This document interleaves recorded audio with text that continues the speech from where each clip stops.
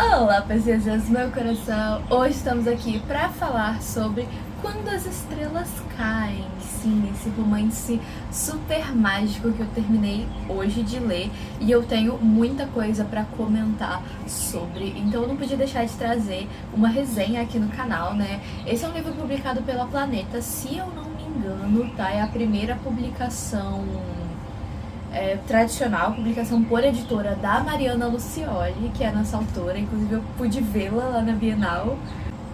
Ele é um reconto de Peter Pan, primordialmente, mas a gente tem várias referências misturadas aqui. A começar por A Pequena Sereia, claro, mas eu vou falar as referências, mas eu não vou falar sobre, tá? É só tipo assim, joguei no ar, não quero dar spoilers. Vai ter um pedacinho com spoilers no final do vídeo, eu acho, dependendo do quanto eu me empolgar falando sobre ele aqui, né? O quanto eu senti necessidade de falar sobre isso, mas vai estar sinalizado, pode ficar tranquilo. Então, temos, primeiro, é um reconto de Peter Pan, temos referências a Pequena Sereia, referências à Origem dos Guardiões e a Tinkerbell. Então tá tudo aqui nesse mundinho misturado e me deixou muito, muito interessada, tá? Saber isso tudo. Ele já começa de uma maneira um pouco encantadora, assim, com toda essa atmosfera de magia. E a nossa protagonista é esta fadinha, a Tipper. E ela é uma fada dos sonhos.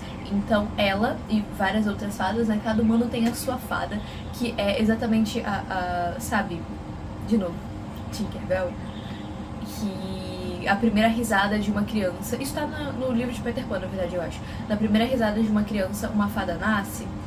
Então aqui essa fada fica conectada a esse humano por um fio da vida e ela se torna a fada dos sonhos desse humano, o que significa que ela é encarregada de, sempre que o humano dorme, ela entra ali e cria os sonhos e o protege dos monstros, dos pesadelos, dos noturnos. Só por aí vocês já estão vendo onde estão as referências que eu falei, né?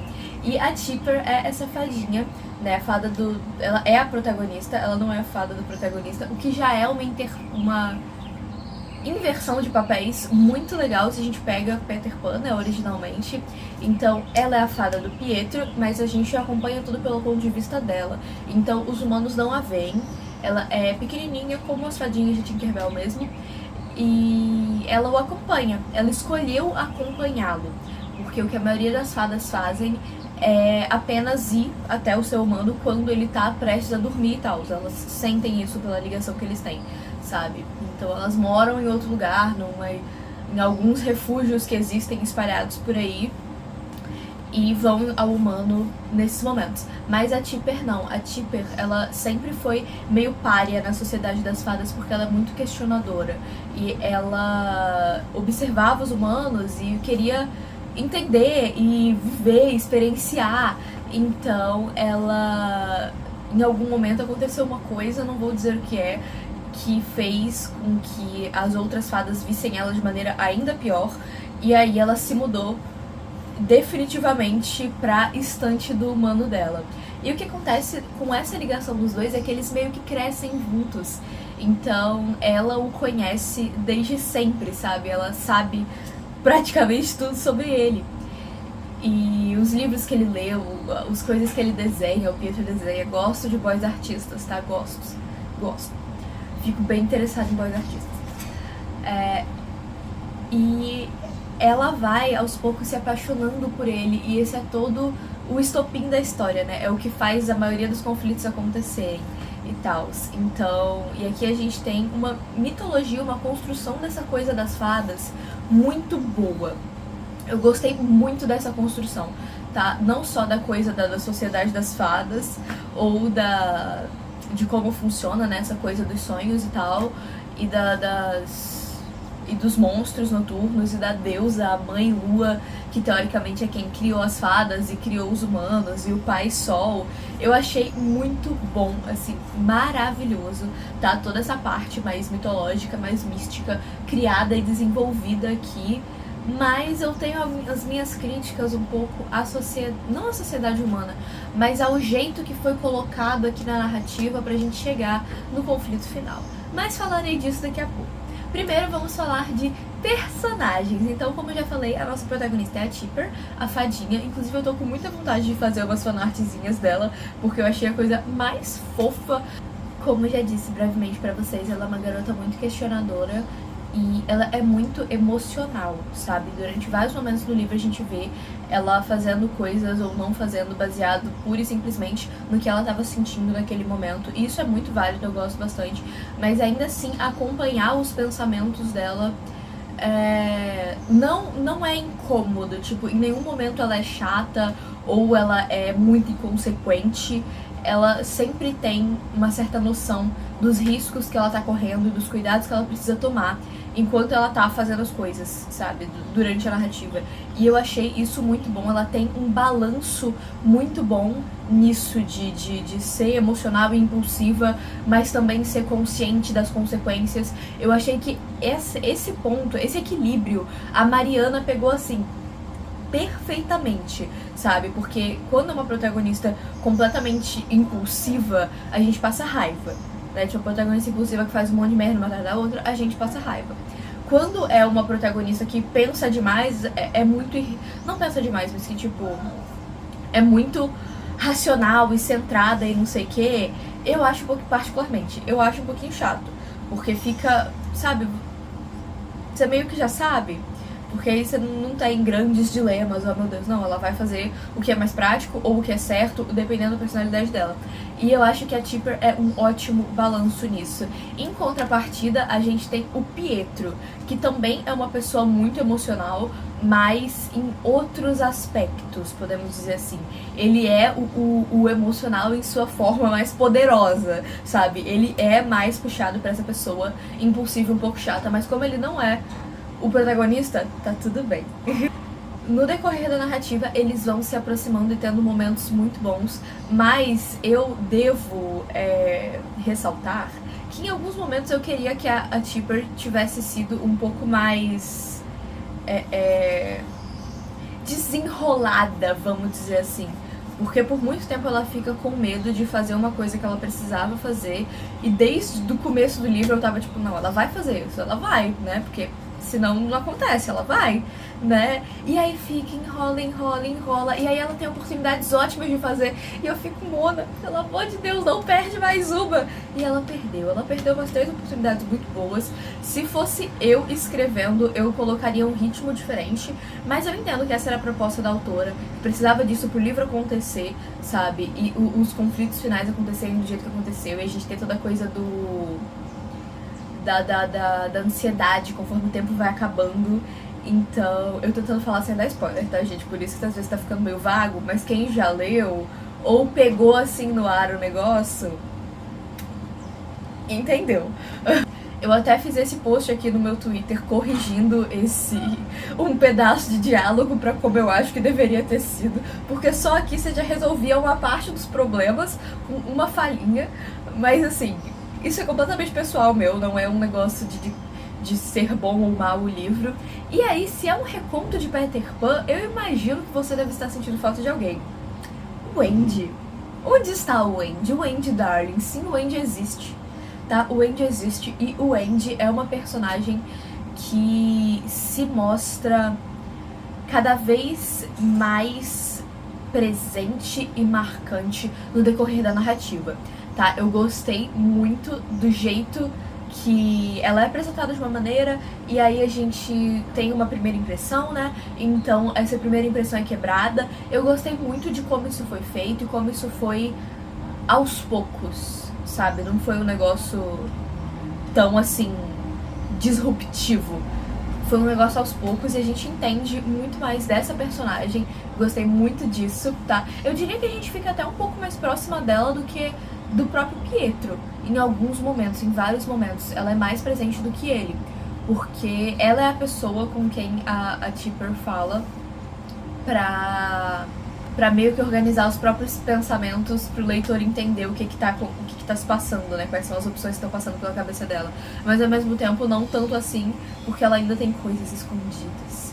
E eu gostei muito da história da Wendy, gostei muito da complexidade que colocaram na Wendy, né? E da Mariana ter mudado completamente a dinâmica familiar. Porque eu não sei se vocês se lembram, se vocês já assistiram o filme do Peter Pan, mas o que acontece é que Wendy era a filha mais velha e tinha mais 3 irmãos, né? Eram 4 no total, a Wendy mais os 3, né? E o pai dela era um babacão e tipo, não, histórias, isso aí não ajuda ninguém, não faz nada, blá, blá, blá. O pai dela era um saco, insuportável. Então aqui o pai dela é uma pessoa legal, não tem irmãos, é apenas a Wendy, até porque fica muito personagem pra desenvolver, né? E a gente mantém a Naná, que é a cachorra. Adoro a Naná, gente, adoro. E queria ter visto a Naná um pouco mais aqui, inclusive, tá? No livro. Então a relação dos 3 fica muito equilibrada porque a Wendy traz esse elemento mais racional. Ela é a pessoa que diz, não, mas a gente devia fazer isso por tais e tais motivos, sabe? Ela se torna essa pessoa e ela balanceia o grupo. Então gostei bastante desse triozinho como ficou. A gente tem mais um personagem, mas ele é meio secundário, ele vai ganhar destaque mais pro final da narrativa, então não vou falar sobre ele aqui nesse primeiro momento, mas eu posso falar um pouco mais nas redes verticais. Comenta aqui embaixo se você quer saber sobre esse terceiro personagem, sobre esse quarto personagem. Mas a história central é focada nesses 3. Se você tá assistindo até agora, eu já peço pra você deixar seu like aqui embaixo, se inscrever nesse canalzinho lindo, porque se você ainda tá aqui é porque você tá gostando, né? Caso você não esteja sabendo ainda, eu fechei minha primeira parceria com o Thales Nassir pro livro Luz, Câmara e Alfajor. Já sabe o que espera vocês, né, gente? Então, vou trazer muitos conteúdos de primeira impressão e de várias outras coisas sobre essa história. A gente já recebeu uma préviazinha, os primeiros capítulos ali, e eu tô super animada, eu vou começar a ler hoje.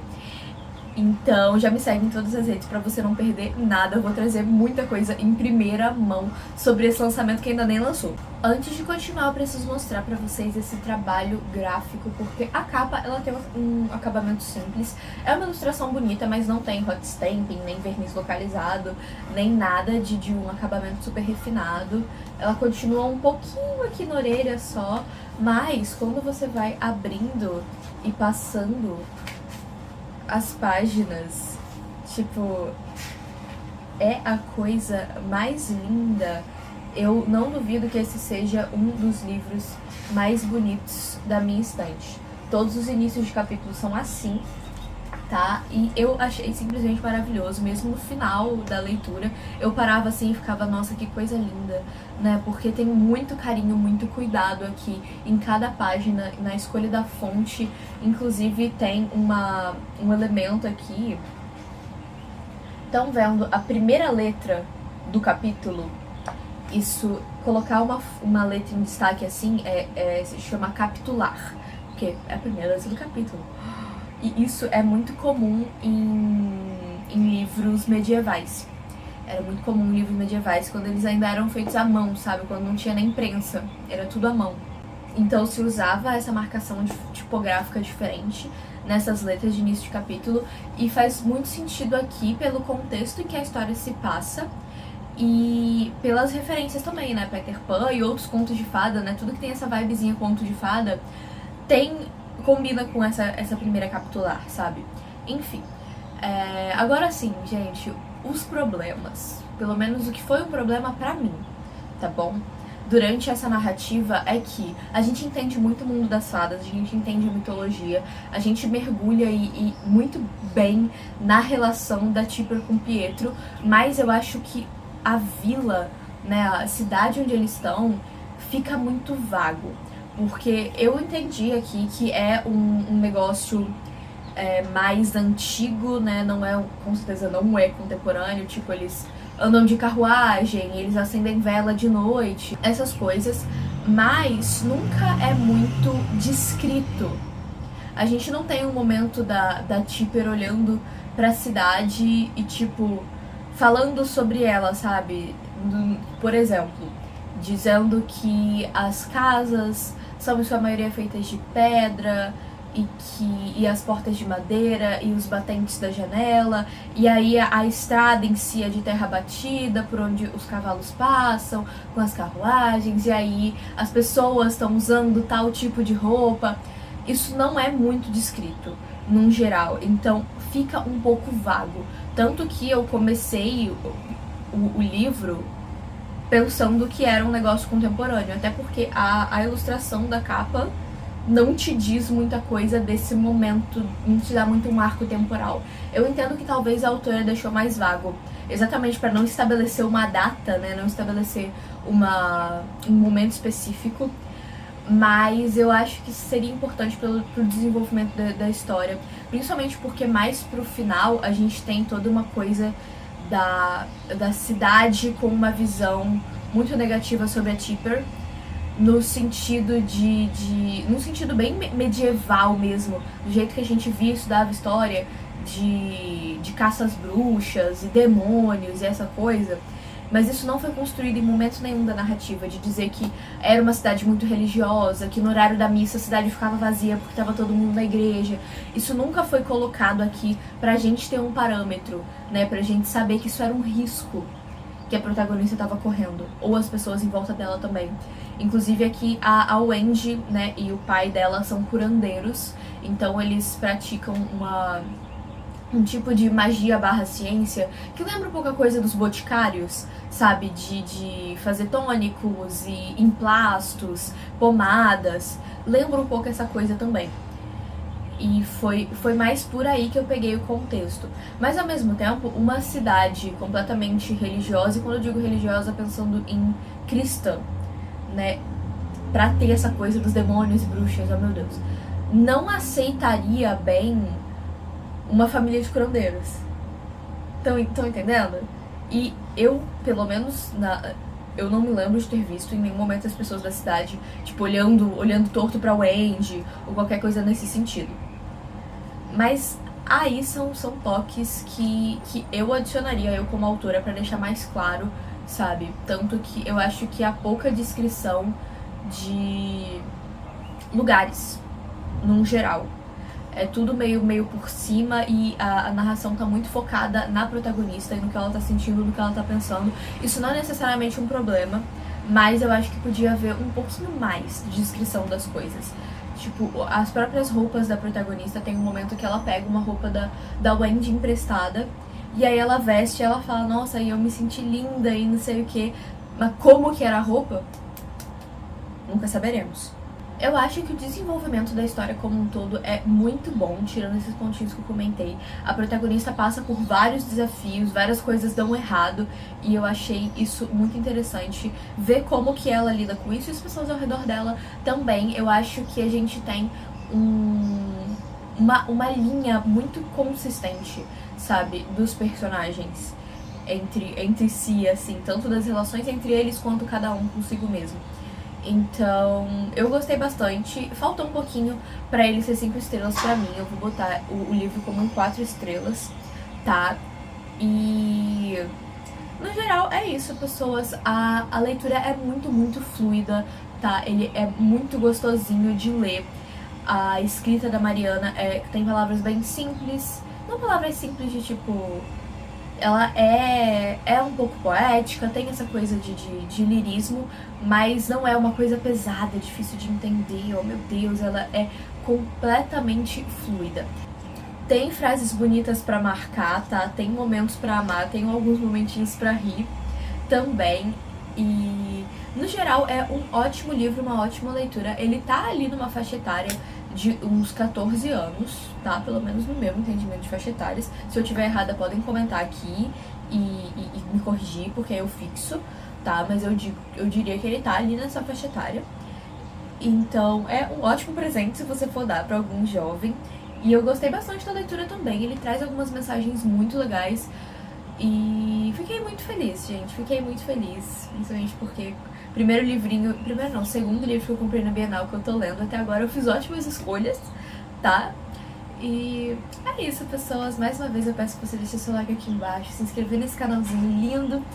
E se você quer ler alguma coisa que também tem essa vibe de contos de fadas, mas que eu escrevi, a gente tem aqui embaixo linkados 2 contos que eu produzi e estão disponíveis pra vocês lerem de graça. Então, e a gente vai ter em breve o conto de Halloween. Tô preparando tudinho pra vocês. Já tô escrevendo, já vou começar a fazer os posts de divulgação e tudo. Então, teremos muito conteúdo por todos os lugares sobre isso, é claro, não tem como não fazer, né? E eu vejo vocês no próximo vídeo. Tchauzinho!